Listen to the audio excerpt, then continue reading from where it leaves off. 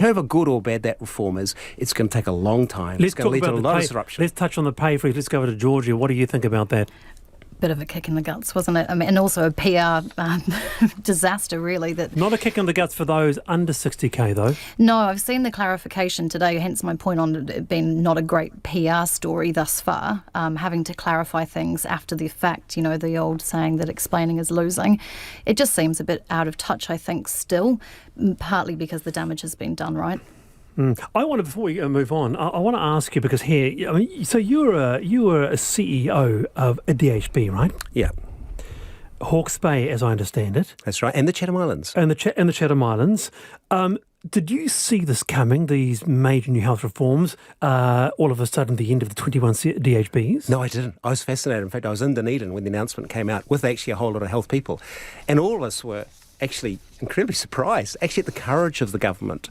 But I guess what worried me was something I've seen with so many reforms in the past, and I've been involved centralising and decentralising in terms of health services, is the thinking that actually by changing the anatomy, somehow or other we fix the system. But we don't actually address the bigger questions, which is how do we join this all up? How do we win the hearts and minds of our health professionals? And above all, what do we expect of a modern health system? So I think we've gone part of the way, but more ambitious than I thought, but not far enough. Now, quite a bit of response both in house prices. I know this sounds unbelievable, Wallace. My husband and I earn $200,000 a year and cannot buy a house in Wellington. The reason is the deposit. It's only the last couple of years we've been earning a lot, but we haven't been able to save fast enough to get that 200k deposit. We absolutely do not want or expect anything flash, and we are just being laughed out of the tender process all over town. One agent said, if you're not looking to spend 1.2 million, you're wasting my time. So we've got a bit of response on that, and also a lot regarding male teachers in childcare. Totally agree on the need for male teachers, early childhood and primary. Educare Adventure in Whitby has one, and he's great. Oh, very good. 5 to 5. Let's have a bit of a story of the day to take us up to 4 o'clock. Rob Kelly, kia ora. Kia ora, Wallace. Kia ora, everyone. Hello. Kia ora. Hi. Right, I want to talk about mistakes. We all made mistakes. Of which you've made many. Well, yes, Wallace, but I look forward to your tell-all book about Rob Kelly, the hidden story Wallace Chapman reveals. I'm just teasing. The Manchester Guardian. Did everyone know it was from Manchester? I didn't. Georgie's nodding. And it's 200 years old this month. Oh, you know it. Congratulations. You know it. Mazel tov, the Manchester Guardian. And they've released a series of quite good editorials to celebrate 200 years. And one of them is all about the mistakes that the Guardian has made over the course of its 200 years. So I just thought we could talk a little bit about people creating news with vigour and authority and it being completely and utterly wrong. It's fake news before fake news was fake news. All right, Wallace, what do you reckon the Manchester Guardian had to say about asbestos? 200 years ago? No, early 20th century. We're talking the 1920s. The new wonder fibre. Absolutely. Let's build everything out of it. It's the best. That's the best stuff. Nothing, and I repeat, nothing can go wrong. Let's have a little play around with climate. What do you think the Guardian was predicting in the 1970s, Georgie? The planet would just be a lovely, warm, temperate place to be, and we could all sunbathe in the middle of winter. It's a very strong guess. What do we think, Auckland? I was going to say, come to England and live in the balmy conditions of South England. The tropical isles of the northeast. No, they were actually predicting an ice age to come at the beginning of the 21st century, and that you could almost walk across the English Channel. It wasn't to be. I must at this stage do a bit of a shout out to the Otago Daily Times, who have a column called 100 Years Ago Today, which I'm always a bit of a fan of, Rob, because you can go back 100 years and see, actually, quite weirdly, some of the same sorts of issues crop up again and again and again. Yeah, they're what we call perennials. Yep. And there are a few things, and they essentially, are we warm enough? Are we too cold? Have we got enough to eat? Is local government a mess? Is central government a mess? We should sort out central and local government. oh no, it's a mess again. It does seem to be that kind of cycle. And the Manchester Guardian's quite open about its role in it. It also talks on a more serious note about kind of its role in the emancipation argument in the 19th century, which was a very divisive period. It also talks about the quiet radicalism of the paper and how ever since it started, there's been this desire to be not taking apart things, but looking at it from a side. So I think it's an interesting thing. Particularly with the British media, we often think about it as being extremely partisan. Which here's one for you, Rob. Martin Tauranga said, I understand, we must fact check this, I'd love to know, but I want to understand the Guardian once misspelled its name on the front page and is affectionately known as the Grawny Ad. The Grawny Ad. I can highly recommend if anyone wants to go back and listen to some episodes of I'm Sorry I Haven't a Clue from the 1990s, the British perennial comedy show. They do fake headlines, and the joke in all of them is that the Guardian just misspells everything. I think that's unfair to the Guardian. I think that was an 80s and 90s problem that's been somewhat rectified in the digital age, but it's a very funny thing to be known for. And I just think you've got to give them props for standing up and saying, look, we're getting it wrong and we'll own it. Yep, kia ora, Rob. Thank you for that. And would love to hear a discussion about buying an apartment. They are much cheaper, but I've heard banks are reluctant to lend. Yes, we can cover that another time. So a lot of our housing stories, emails coming through. Chris Clark and Georgie Stiliano with me on the panel this afternoon. Monday, stay with us.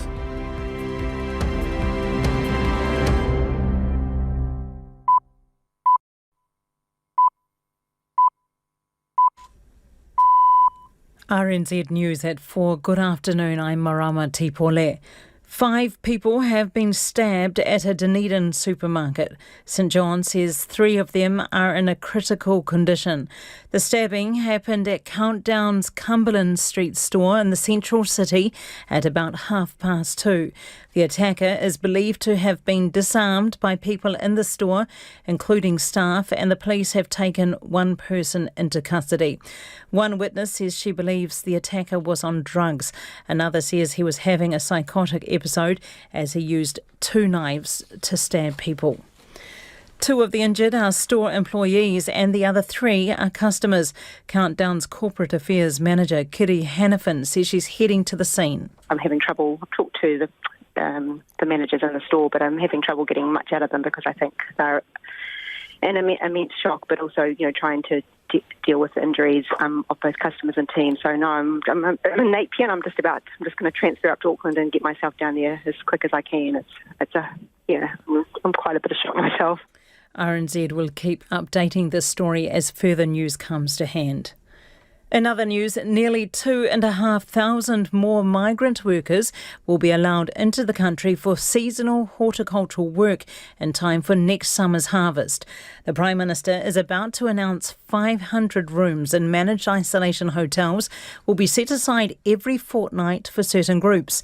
They include about 300 RSC workers every month from June, 240 specialised construction workers between June and October, and 400 foreign students next month in time for the second semester. There will also be rooms for 100 refugees every 6 weeks from July. The COVID-19 response minister says the Trans-Tasman bubble has freed up the rooms.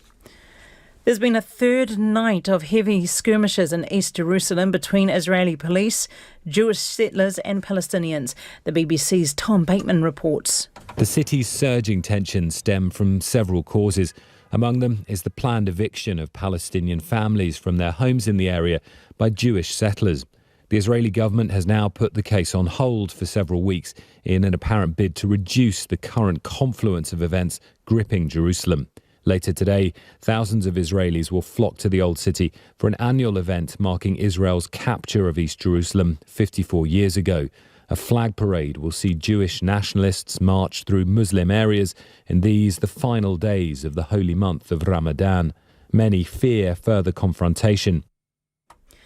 In Afghanistan, the death toll from a triple bomb attack on a school in Kabul has risen to more than 60. Most were young girls heading home after class. The large government school in Kabul mostly serves poor families from the Hazara community, Shia Muslims who are a minority in Afghanistan. Responsibility for the attack has been denied by the Taliban, which has since announced a 3-day ceasefire to mark the Muslim festival of Eid. The number of privacy breaches being reported has nearly doubled since the Privacy Act was changed in December. Businesses and organisations that experience a breach must now inform the Privacy Commissioner or face possible penalties. Hamish Cardwell has more. The Privacy Commissioner says there have been 76 serious breaches since the new rules came in, with more than 3/4 involving sensitive information. The Commissioner, John Edwards, says about a third risked identity theft or financial harm. A quarter were emails containing personal information that were sent to the wrong person, while unauthorised sharing or accessing information make up 21% and 17% respectively. Ko Hamish Cardwell, aho. Video game makers are worried about a possible brain drain to Australia, where a 40% tax refund for those choosing to do business there has been announced. The Game Developers Association says that unlike for film and television, no such rebates are available in New Zealand, and Australia may now acquire a competitive advantage. The association says the industry is worth $323 million a year, and making games in this country is more beneficial to local businesses than overseas screen productions are. That's the news.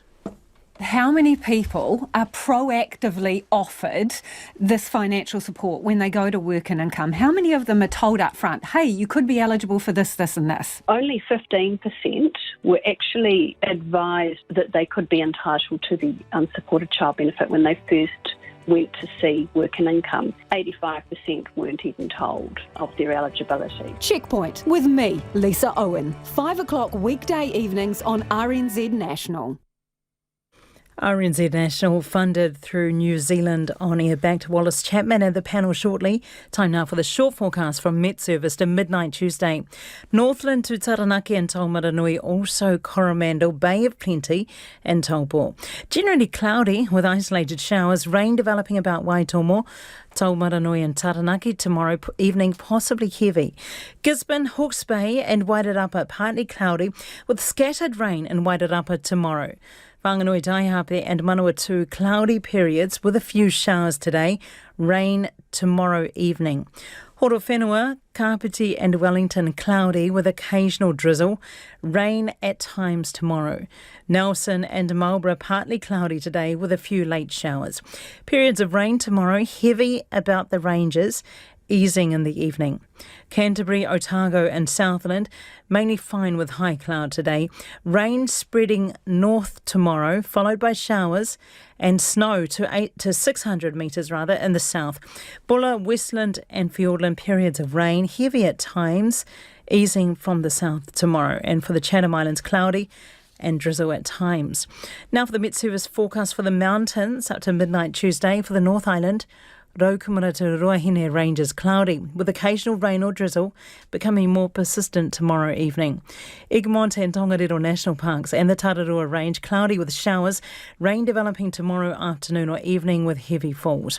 For the winds, expect strong northwesterlies, gale about and south of Tongariro National Park, with severe gales possible about the Tararua Range tomorrow. The freezing level, about 3,200 metres. Now for the South Island, Kaikoura Ranges, partly cloudy with the odd shower today, periods of rain tomorrow. Kahurangi and Nelson Lakes National Parks and the Southern Alps, periods of rain with heavy falls, turning to snow about the Alps tomorrow evening. Fjord and occasional rain, heavy at times, turning to showers tomorrow afternoon, some heavy with hail and turning to snow by evening. The winds gale northwesterly, severe in exposed places, turning strong southerly tomorrow. And the freezing level about 3,000 metres, lowering to 1,000 metres in the east and south tomorrow. RNZ National, it's 7 minutes past 4. I'll have headlines at 4:30 and news and weather again in Checkpoint at 5.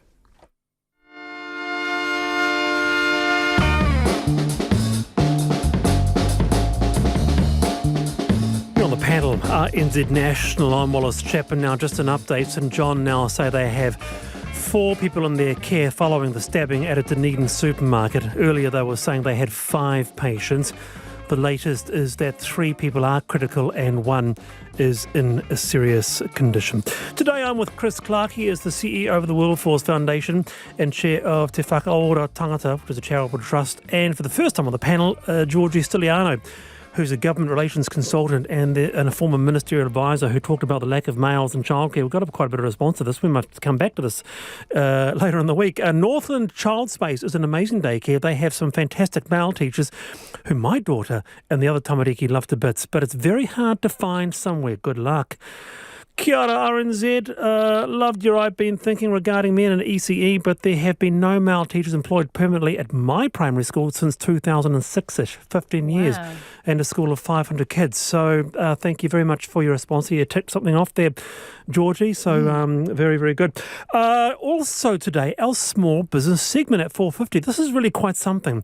Ruby is 14 years old, has a papa who struggles to open tight jars as he suffers with a neuropathy causing weakness in his hands. So she designs a get-a-grip, easy-to-use jar opener, and it's going.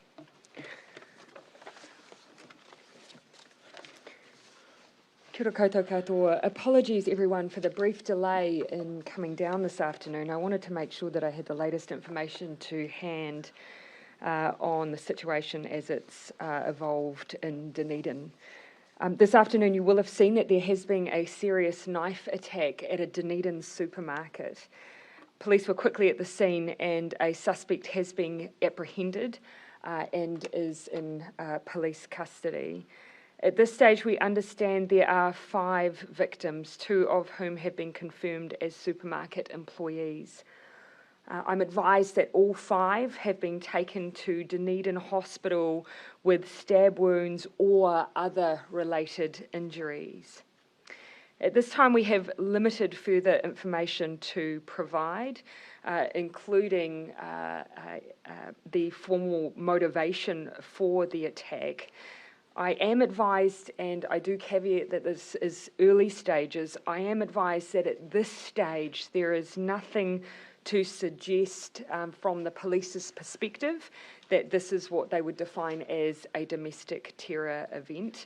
Police will, however, release new information as it comes to hand. So just again to repeat that, nothing at this stage that suggests that it is a domestic terror event.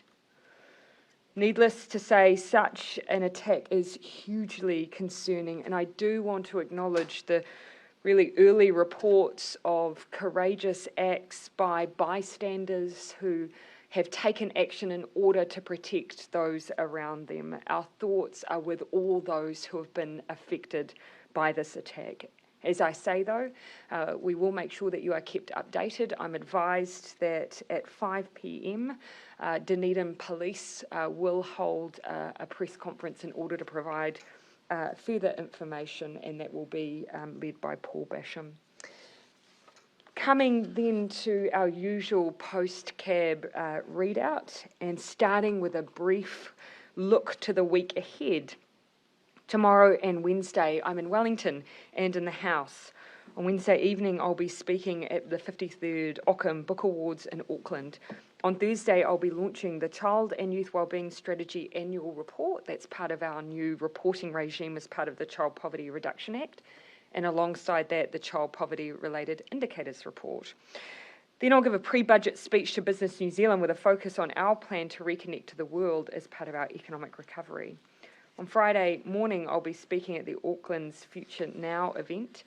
On Saturday morning, I'll be co-chairing a Global Leaders Summit on the Christchurch Call.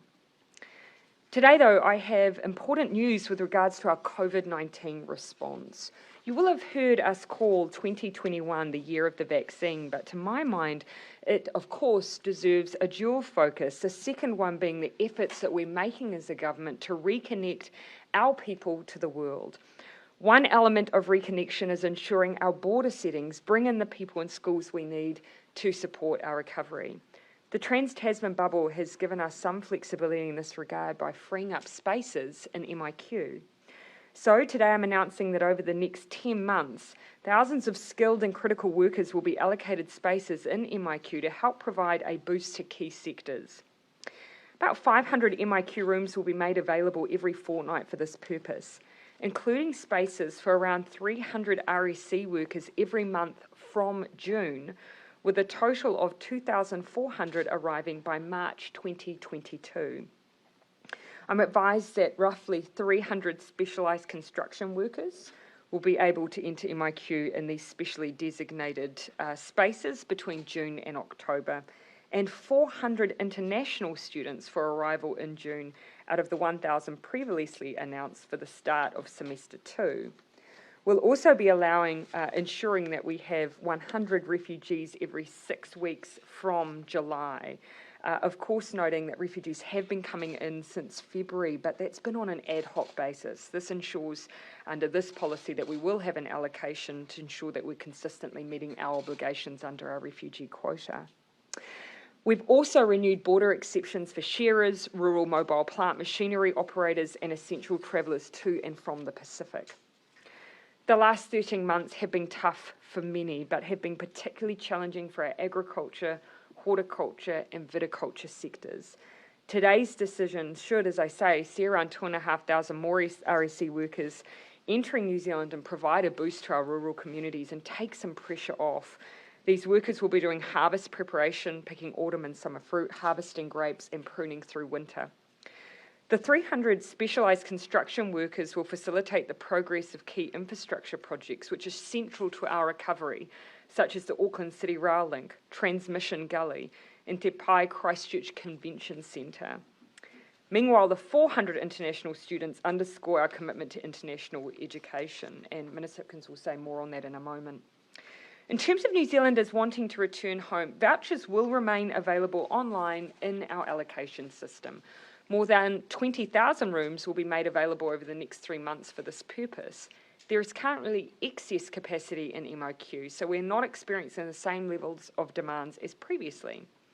Today's announcement comes off the back of quarantine-free travel regimes with Australia and the Cook Islands, world-leading arrangements marking major milestones as part of our plans to reconnect New Zealand to the world.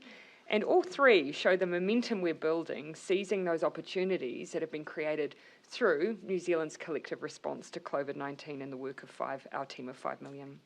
I'm now going to hand over to Minister Hipkins to talk about the international education element. His remarks will be pretty brief. Minister, sorry if they weren't, now they will be now. Minister O'Connor is here and available to pick up any specific questions on REC workers, so we'll pick that up in the Q&A. So, Minister Hipkins. Thank you, Prime Minister. Today's announcement of a dedicated allocation of space in June for international students is in part help us to fulfil the 1,000 extra spaces that we made available for international students back in January. It builds on us allowing 250 PhD students to come back into the country. To be eligible for this additional space, students must hold or have held a visa to study in New Zealand in 2020. They need to be studying towards a bachelor's degree or above. They have studied in 2019 or 2020 towards that particular qualification, and they need to be in the country in order to be able to complete that. The dedicated allocation of space will allow providers to work with the airlines potentially to charter flights to bring international students in from some of those areas where we know it's difficult for people to be able to travel to New Zealand. We have, in making this decision, carefully balanced the need for New Zealanders to be able to return home.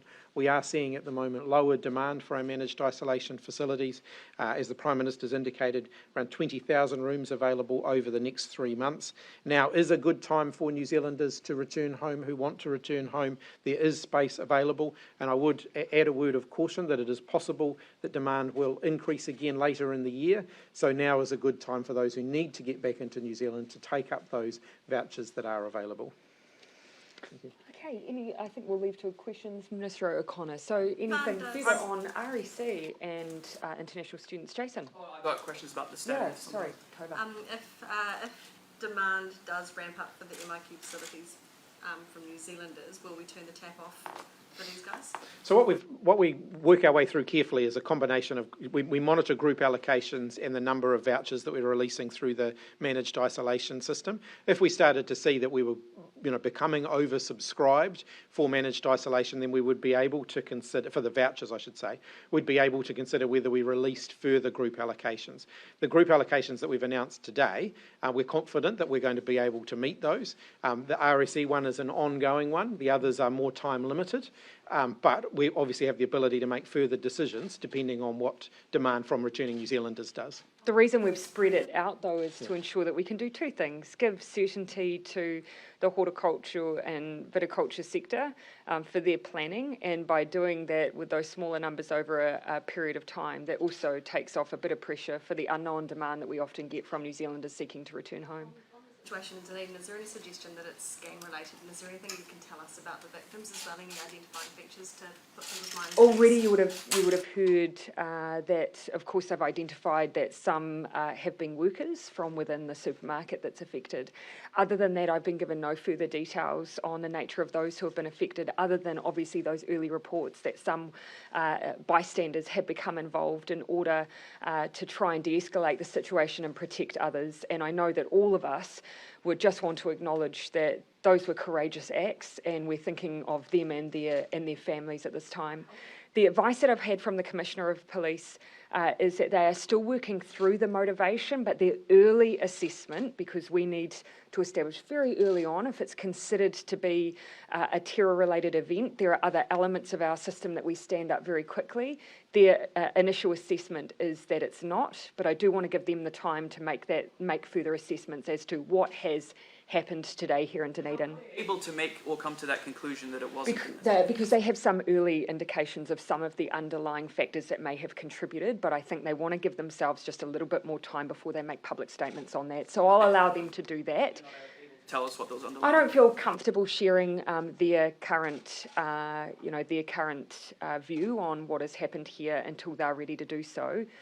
One of the questions for me, though, of course, is what the wider safety concerns for the rest of the community and the rest of New Zealand. And that's why my first initial question is, do we have a national security incident on our hands? They've quickly made the assessment that they do not believe that is the case. Looking for anyone else beyond the one man, I think, that they were No. Sorry, to be clear, my I'm currently advised that they are not, and that there is nothing to suggest that there is more than one person involved at this stage. The threat to the community? No, that's the advice that I've received. Currently, they have no reason to believe anyone else has been involved. Sorry, did you? Yeah. MIQ, what consideration have you made, or is there any to which country these people are coming from? Is there going to be a sort of allocation against people from... I'll let Minister Hipkins speak to the effects of for international students and so on, but Minister O'Connor can speak to RSE workers. So ultimately the RSE workers, we do get a lot from the Pacific, and again Minister O'Connor can comment more on that. In terms of the overall management of managed isolation facility space, we use our low risk, high risk, very high risk framework. So there are 4 countries currently in the very high risk framework where we do restrict the number of people who can come in from those places. In terms of the rest, everyone else is high risk unless they're low risk. And those low risk places at the moment are those where we have safe travel arrangements in place, or we're in the process of putting them in place. And so other than that, the restriction is ultimately about just being able to secure a voucher and then being able to secure travel. But I'll ask Minister O'Connor to add to the RSE workers. Just in terms of the RSE, one of the requirements is that the countries are prepared to take those workers back. That's been a challenge with some of the countries, so that's one of the conditions, along with a few others. Of course, they have a minimum rate of pay of over $22, so I think the industry will welcome this announcement. It gives some certainty. It will bring the numbers back up at peak season to the figure that we had in the country in 2019, which is just over 10,000. So while we appreciate it will still be a challenge, this will go a long way to alleviate the pressure across horticulture, viticulture. I'll let you follow up. Has any consideration been made to opening up spaces for split migrant families? I'll have Minister Hickins respond to that. So we do have rooms available now for those who, Minister Farfoy a few weeks ago made an announcement around the ability for those family members, those migrant family members, to be able to bring their other close family members into the country, and there are vouchers available. So basically the biggest challenge for them is getting through the visa paperwork. Once they've got the visa paperwork, at the moment with 20,000 odd rooms available, they can get a room without us needing to allocate specific space to them. I'd say we should be very open about the fact that one of the issues that some families may be experiencing is whether or not they are currently in a very high-risk country. So whilst we have rooms available, unfortunately, if a family is currently resident in a country that is considered very high risk, there will be a time delay. They'll need to wait until that country is designated differently if they're not already, obviously, a citizen, in which case they would have already returned. Very high risk won't affect this announcement today. People will still be able to come through. Yeah, so no, very high risk. At this stage, very high risk. You are only able to travel if you are a citizen or next of kin of a citizen. And so obviously that will affect anyone still on an ongoing basis from Pakistan, from Brazil, from India and from Papua New Guinea. That's not permanent status. We keep that under revision, but that will be having some wider impacts for other potential travellers. What about the costs? Just, Yep. I think last time RSC workers were allowed through the system, there was some comment from the horticulture industry that about they set up room charges? Yeah, that they had to assume a lot of the costs for bringing these people in, and that it was basically almost prohibitively too high. You know, are they still expected to pay the cost here? Yes, they are still expected to pay the cost, and there are some costs associated with this group that are higher than for other groups. For example, they require translation services in many instances, and so we have to be able to supply those. So there are some unique needs for this group that we want to make sure that they're brought through our managed isolation facilities safely and comfortably. And yes, industry is asked to contribute to that. They're contributing most of the cost now, but there was still some goodwill here. Did you consider subsidising it further to make it more viable for some of these companies? There's already subsidies. There are already subsidies. We're already subsidising managed isolation. Even the full cost recovery rate still doesn't quite fully recover the cost. I think it just demonstrates, keeping in mind, in that calculation, that means that those employers are putting that equivalent amount into the efforts of incentivising domestic workers.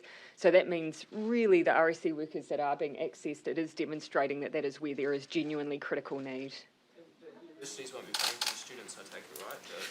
Ultimately, there is a charge there for those international students. It's up to the provider as to who pays. So the institution can choose to pay, or they can ask the student to pay. Yeah, but it's not carried by taxpayer. That's right. 240 specialist construction workers. Sorry, I had that revised actually. I'm advised now it's 300. Yep. Of those specialist construction workers, is there a tag contingency for the City Rail Link? There have been some briefings that ministers have received that the labour supply is putting the cost of that project under scrutiny. So essentially I'm advised that obviously a project is able to use the general allocation, but what we've now provided through, and this is through the hard work of the Construction Sector Accord, and we really do want to thank those participants for working through a solution with us, that if they're unable to do that, we now have this special allocation.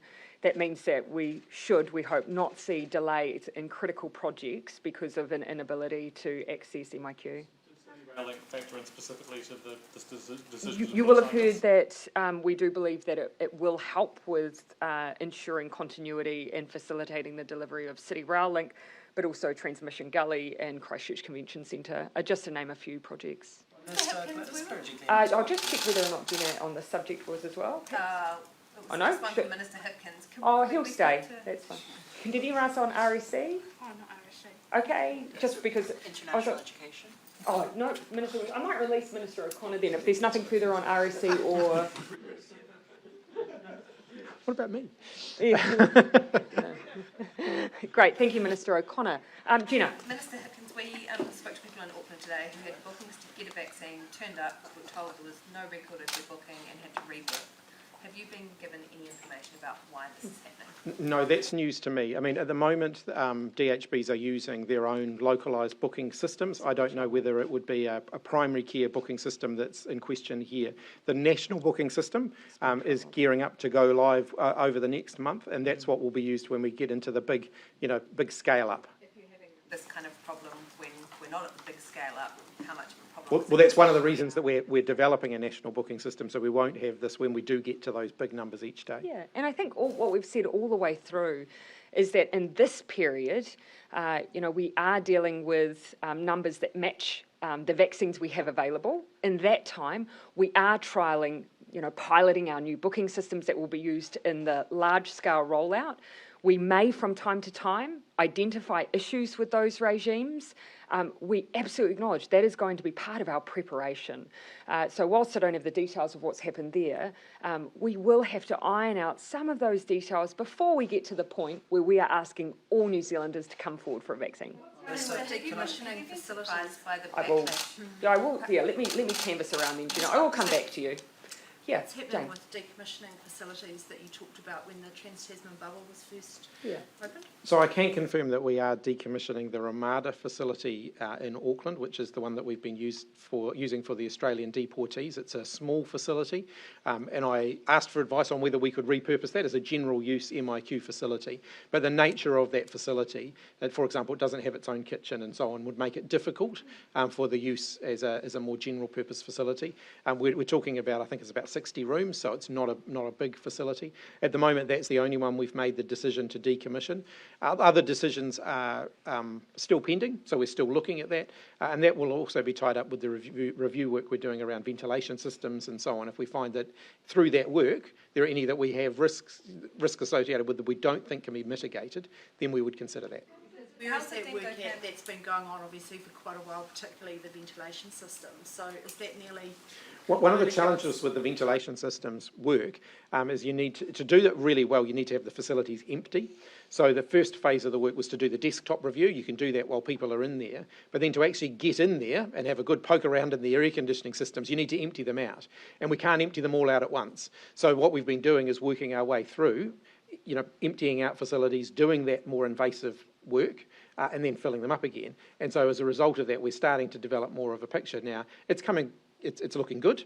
In some cases, it's quite simple remediation that needs to be put in place, some extra, HEPA filters and so on. But I haven't seen the full work. The full work's not completed yet. Has that been able to be carried out because of the extra spaces, because of the Trans-Tasman bubble? Is that given the flexibility to be able to empty out, move around? It has meant that we've been able to temporarily empty out facilities so that we can do this, but also look at some of the maintenance. I mean, these facilities have been being used pretty consistently, pretty full for a year now, and so they have maintenance needs, and so we've been able to work our way through some of that too, and that's ongoing. Yeah, I have said I will come back to you, but I will come to Ben. Just a bit of a review, if it's okay, of the latest pause to New South Wales. Yeah. Because the New South Wales Premier Glasgow particularly, and obviously called it overreaction. And I wonder if there's learned to root in this case in that all the other Australian states didn't lock down for entire states. They locked down to people that had actually been to those locations of interest. Could New Zealand also, in future, when there's a similar situation, just refuse entry to New Zealand to the people that have been to locations of interest or suburbs or the city rather than the entire state? Yeah, I think one of the complications there, of course, is that we have to be able to make a judgment via the systems we have at an airport to establish whether or not people have been at a place of interest or in a region of interest. And look, that does really rely on, therefore, almost declarations by people at the gate. And our perspective is actually we are not a neighbouring state. We do have borders that are different. We are a separate, there's not the same expectation around the flow of movement. It's not like being able to move between Hamilton and Auckland. So that might mean from time to time that we take that precautionary approach in the same way Australia did with our Northland case. And I will point out there, we knew where that case had come from. We knew the risk attached to it because it was attached to our MIQ. There wasn't a missing link. So I think really our response has been proportionate to New Zealand and the information we had. There are places captured though within that. Last one, Ben, and then I'll come to further Toba. away as Auckland and Christchurch, like the northern New South Wales region. Yeah. There's 1 million people. They all fly out of Queensland, but they couldn't travel. It seems nonsensical. But again, of course, that would then imply that we have a system within our airports at check-in that are able to make those determinations. That's not a great way to be making those public health judgments, which is why we are caught in the position of having to make a much more blanket approach, because we're dealing with a tool at our border that doesn't really allow for much nuance around which suburb you live in. Is your government totally upfront and honest when it comes to COVID cases? Yes. If you could give me a little more detail on what sits behind that question. Do you feel like you're as transparent as you can be when it comes to... Yeah, when we have the information available to us, there will from time to time be delays in when we're able to report information, simply because we ourselves will be gathering as much as we can share. But everyone's well used to that practice.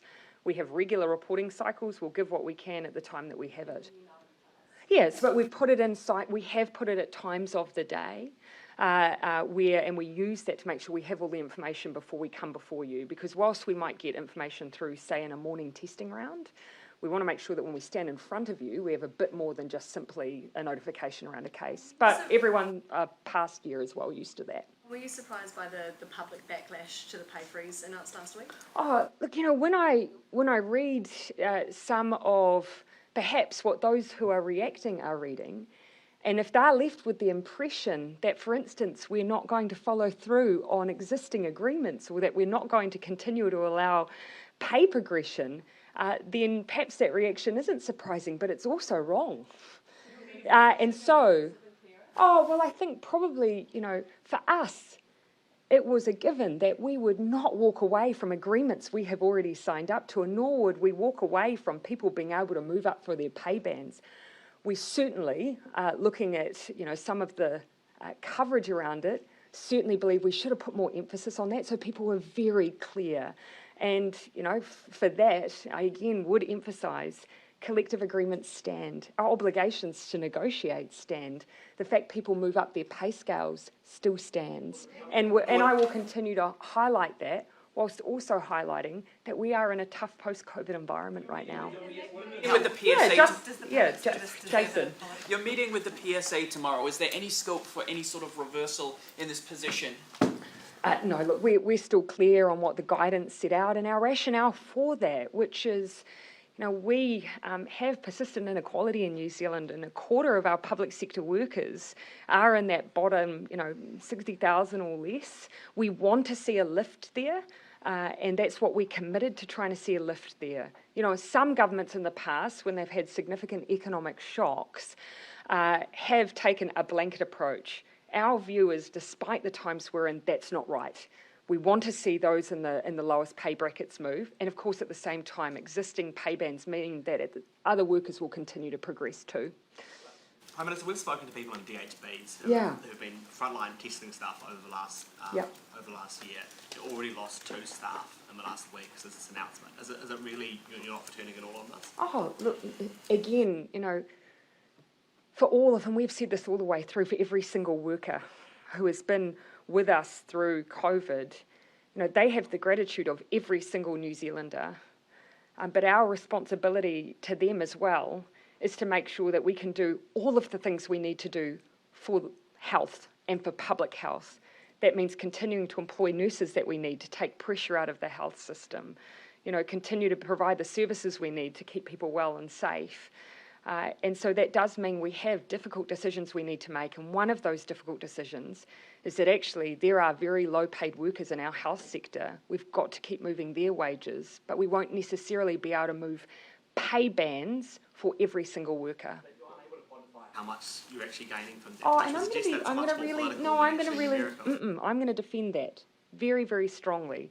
The reason for that is we can't have it both ways. I mean, we have to enter into collective negotiations in good faith, and we do that. So the idea that we would be able to quantify how much has been saved without having gone through those good faith negotiations actually, undermines the very argument we're making, which is that these are our principles for negotiation.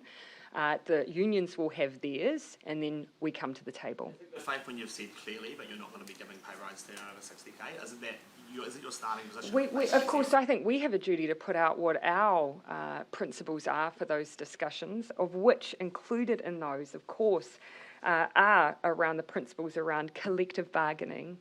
And again, that's why I want to emphasise the idea that we would walk away from those obligations are completely wrong.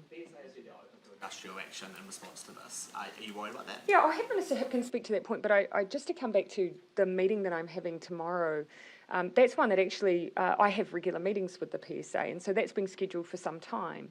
Based on the letter that they've written me, that says to me actually and based on the principles that we've released and have been released by the Public Service Commission, there's actually areas in which we agree.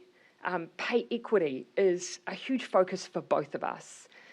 Making sure that we are lifting the lowest paid workers is a focus for both of us. And so there's areas there where I think that I hope together we can make good progress.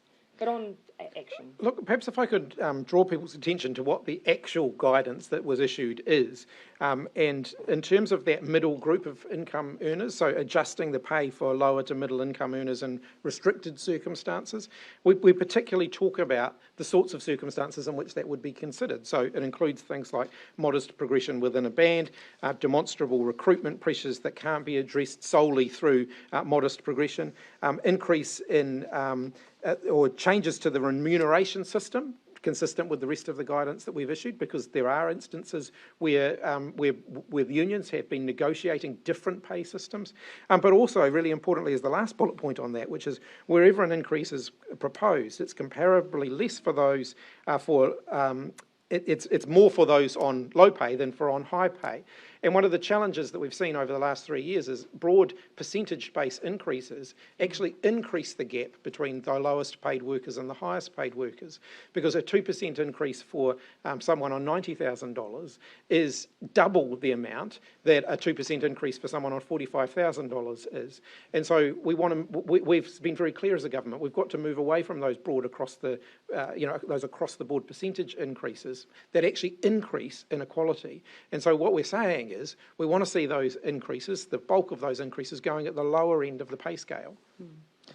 Sorry, yeah, I'll come to you in the front. I just want to read the preamble to the guidance you just read out. The preamble says the default position is that there are to be no increases to bands for lower or medium earners. So the preamble does say that it's only in different circumstances. Except in the circumstances listed. The ones that he's just listed. Yeah. And when you introduced this last week, you did say the point of it was to lighten the government's wage bill. So for those 75% of workers who make more than $60,000 a year, do you have any sense yet on how many of them will earn, adjusted for inflation, less money in 3 years than they are today? Well, no, that would have been an impossible calculation to make, because I can't predict exactly what's going to happen under those criteria that I just set out there. I mean, it says to the workers and to their representatives they need to make the case against those criteria. Mm-hmm. Yeah, I'll take a couple more. So yeah, in the front, Thomas. Sorry. To Tova's earlier questions about transparency around COVID cases, are you aware of any instances where there's been a case recorded that you have not publicly disclosed within, say, 24 hours of government officials? I don't believe so. I can't imagine a circumstance. You will have seen from this podium, we've even debated and discussed circumstances where something has been, after the fact, recorded as a COVID-related death, even when it's been in question whether it has been. We have tried very hard to be transparent around the way that we've recorded our figures and the way that we've conveyed. If anyone in the gallery has an actual case here that they want to raise with me, feel free to do so. But unfortunately, I'm not quite clear on what it is that you're raising at this point. What I would say, though, is if there is anything, it would be at the margins. So if a lab processes a test result, depending on what time the swab arrives, depending on what time it's processed, depending on what time the retest is done, bearing in mind that a positive result immediately triggers a retest of that swab sample, and it's on the second result that they'll notify us, for example, there can be timing issues there, but we work very quickly as soon as we get a positive result to make sure we're getting the relevant information together and that we're sharing that. The other thing that I would say is sometimes there is suspicion right at the beginning that it could be a historic case that we're dealing with, and where there's evidence of that, then it may take an extra few hours, and we're talking hours, not days, to actually nail down that information. Yeah. So essentially, we are talking. You wouldn't have a case where it would be publicly disclosed 3, 4, 5 days after the event. No, particularly because if it's a case of concern, we would react to that, and there would need to be in place, if it was indeed a case in the community, we need to put in place mechanisms to deal with that. So it's in no one's interest that we would do that. I can tell you that you are triggering a lot of sentiments in me by asking this line of questioning. Yes. This is just also on the government's carers strategy action Oh, yeah, plan. yeah. Child carers, Yeah. childcare advocates say there are great plans to help them in that strategy, but those plans aren't being actioned. How committed are you to ensuring there's change when it comes to the way our countries support these young people? Yeah. And look, I've seen some of the early, some of the coverage around young carers in New Zealand, and, it's certainly the case that I think we are trying to ensure that we have an accurate picture of, how many young people do we have in these circumstances? What can we best do to understand these circumstances so that we have policies and programs that are supporting them? And so that has to be part of our response. It could be the case otherwise that we put in place a response that isn't actually meeting the needs of those young people. We do have, for instance, tools within work and income, funding tools, but in some cases I would imagine that they wouldn't be necessarily known to those families.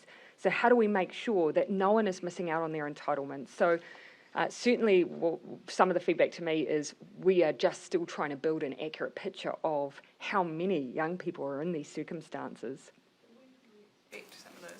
Yeah, certainly a question I'd say that would be worth putting particularly to Minister Cipollone, but also Minister Davis. But early stages here for me or that I've been advised is, again, we've got to collect the data, we've got to know how large the problem is, and we've got to know that our response is actually meeting the issue. Yeah, I'll finish up in the corner there. Joe, I haven't had a question from you, and then I'll finish with you, Mark. Oh, very gallant. Mark.